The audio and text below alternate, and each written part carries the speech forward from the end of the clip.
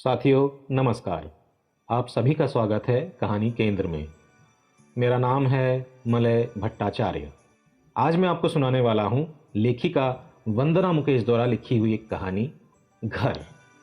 लेकिन उससे पहले सभी से गुजारिश है कि जिन्होंने अभी तक चैनल को सब्सक्राइब नहीं किया है वे कहानी केंद्र को सब्सक्राइब करके उसका एक बेशकीमती हिस्सा बन जाइए, जिससे आने वाले दिनों में अपलोड होने वाली अच्छी अच्छी कहानियां आप सभी सुन सकें। साथ ही साथ मेरी लगातार यही कोशिश है कि मैं कहानियों को सिर्फ पढ़ने तक सीमित न रखकर उसका प्रस्तुतिकरण बेहतर ढंग से करता रहूं। तो शुरू करते हैं आज की कहानी।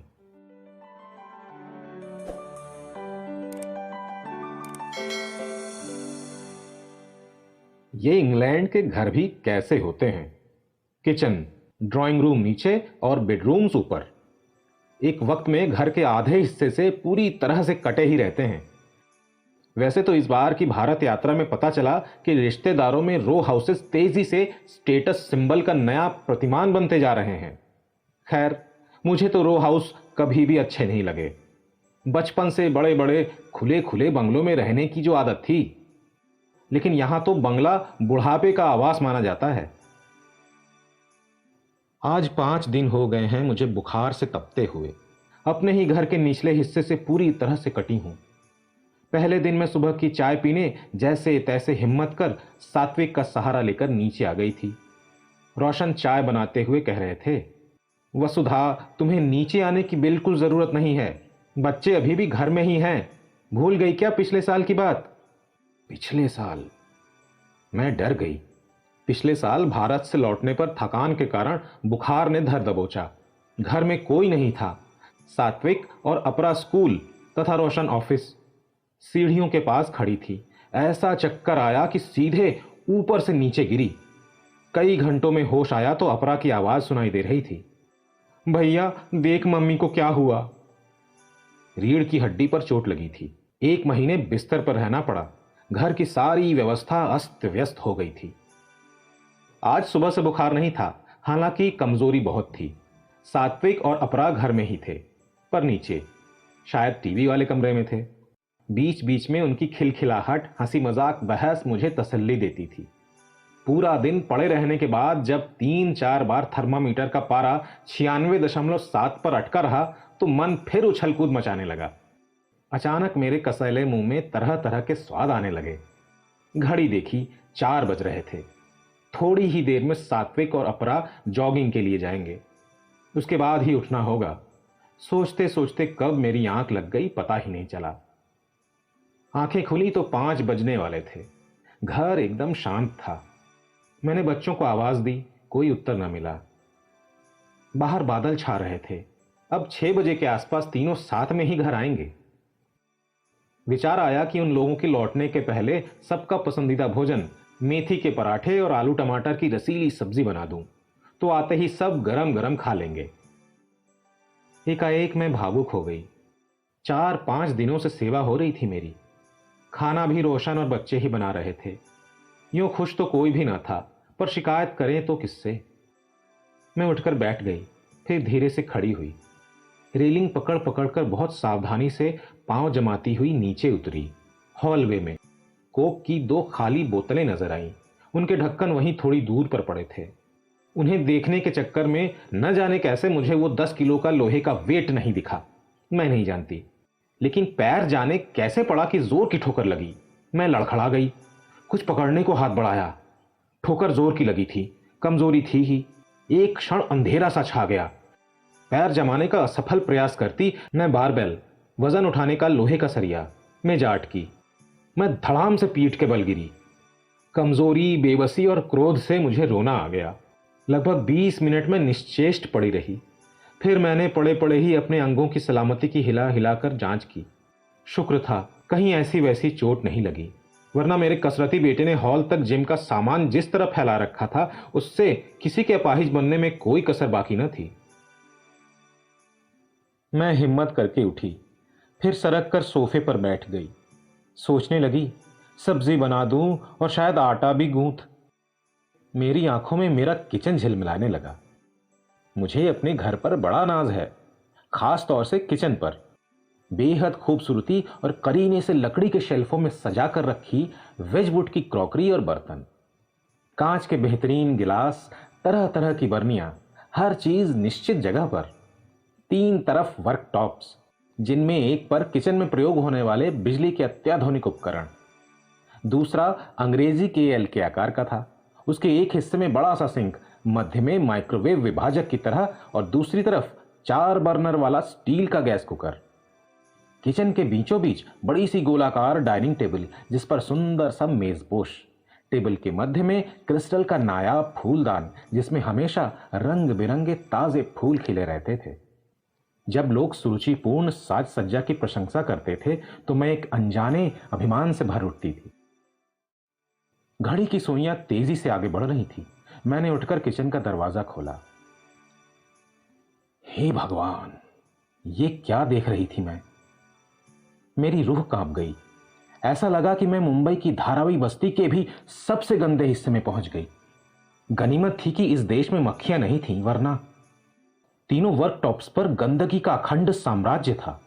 जूठे बर्तनों से ऊपर तक भरा सिंक, लुढ़के गिलास, औंधी सीधी कटोरियां, प्लेटें, चम्मच, आलू संतरे केले के काले पड़े छिलके, जला हुआ चाय का बर्तन, पतीले, बिखरा आटा, खुली न जाने कब की कटी हुई प्याज, यूज्ड टी बैग्स, ग्रेटेड चीज आदि। टेबल पर भी सूखी जूठी प्लेटें, जूस और लस्सी के पड़पड़ाए गिलास। जिस तरह की गंदगी का नाम लें, उसका ऐसा ऐसा नमूना मेरी किचन में मौजूद था जिसकी स्वप्न में भी कल्पना नहीं की जा सकती। मेरा सिर बुरी तरह भन्ना गया। क्या मैं बच्चों को कोई संस्कार न दे सकी? असफलता, अपमान और क्षोभ से मैं लाल हो गई। अभी थोड़ी देर पहले गिरने पर जो रुलाई फूटी थी वो पुनः गले में आ फंसी, निकली नहीं। ऐसा लग रहा था कि एक बहुत बड़ा सा पत्थर गले में अटक गया है और भीतर से आती आवाज दब गई है। फिर रोने के प्रयास से जो घर घर आती आवाज निकली, उसमें मेरे कान, गले और छाती तक में दर्द होने लगा। मैं निढाल होकर धम्म से वहीं बैठ गई। रोशन की कार और बच्चों की आवाजों से भी मेरे शरीर में कोई हरकत नहीं हुई, यूं ही निश्चेष्ट पड़ी रही। मुझे जमीन में यूं बैठा देख सब घबरा गए। क्या हुआ? रोशन ने घबराई आवाज में पूछा। मेरी शून्य में तकती पुतलियों में कोई हरकत नहीं हुई, न ही मैं कुछ बोल पाई। वसुधा, क्या हुआ तुम्हें? नीचे क्यों आई तुम? रोशन ने लगभग झकझोरते हुए पूछा। उनकी आवाज में बेचैनी थी। मम्मा, बोलो ना। ये अपरा की सहमी आवाज थी। मां, ठीक तो हो? सात्विक ने हिलाया। रोशन तब तक गिलास ढूंढकर पानी ले आए और मेरी पीठ सहलाने लगे। मैंने बोलने को मुंह खोलना चाहा, लेकिन होंठ बिसूरते मुंह से घर घर आती आवाज में इतना ही निकला, इतनी गंदगी। बच्चों के सिर शर्म से झुक गए। रोशन ने चारों तरफ नजर घुमाई और फिर सिर खुजाते हुए खिसिया कर बच्चों से बोले, अरे मैं तुम्हें कह कर गया था ना कि सफाई कर लेना। चलो जल्दी, हम मिलकर कर लेते हैं। देखते नहीं मम्मा को बुखार है। उनके गुस्से के नकलीपन को अनाड़ी भी समझ सकता था। मेरी आंखों से तो क्रोध और लाचारी के दबाव से वर्षा की सी झड़ी लगी थी। आंखें बंद थी और शब्द गले में अटके आंसुओं में ढल रहे थे। एक पल को आंखें खोली तो देखा तीनों बिल्कुल यूरो रेल की स्पीड से सफाई अभियान में लगे थे। करीब आधे घंटे के लगातार काम के पश्चात घर इंसानों के रहने की जगह नजर आने लगा। रोशन की लाड़ भरी आवाज से न चाहते हुए भी मैंने आंखें खोली। आटा गूंथने के लिए तैयार कटी मेथी और मसालेदानी मेरे सामने थी। यूं तो रोशन खाना पकाने में मेरी बहुत मदद किया करते थे, लेकिन मसालों के अंदाज के लिए वे हमेशा मुझ पर ही निर्भर रहते।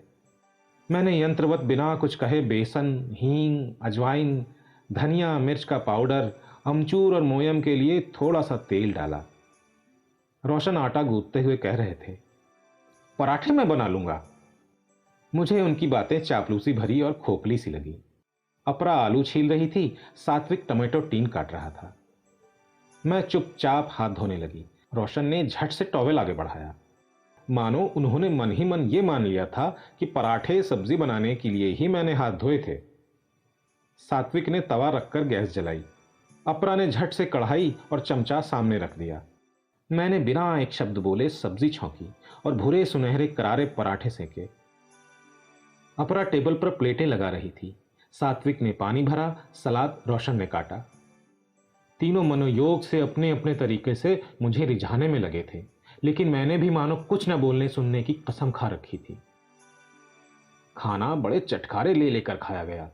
बच्चे और रोशन मुक्त कंठ से सब्जी पराठों की प्रशंसा कर रहे थे। मेज पर काफी कोशिशें होती रहीं कि मैं कुछ तो बोलूं, लेकिन मेरे मुंह पर ताला लगा था, थकान और कमजोरी का, जिसे वे लोग नाराजगी ही समझे बैठे थे।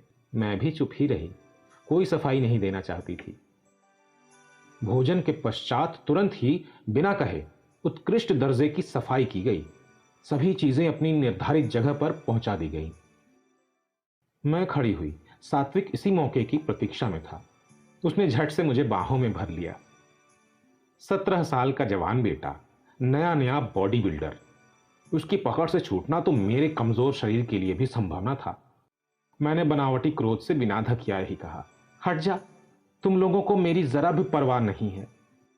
इससे सात्विक को और बढ़ावा मिला। उसने मुझे गोद में उठा लिया और मनोबल करते हुए तोतली बोली का अचूक अस्त्र फेंका। बोला, अले अम्मा, तुझे परेशान नहीं करेंगे तो किसे करेंगे परेशान, मेरी अच्छी मम्मा। इतने में अपरा भी आकर लिपट गई। दोनों बोले, वी लव यू मम्मा। मैं दोनों को लिपटाते हुए बोली, चलो हटो दुष्ट कहीं के। रोशन दूर खड़े मंद मंद मुस्कुरा रहे थे। मुझे लगा मेरा सारा घर हमेशा की तरह चमचमा रहा है।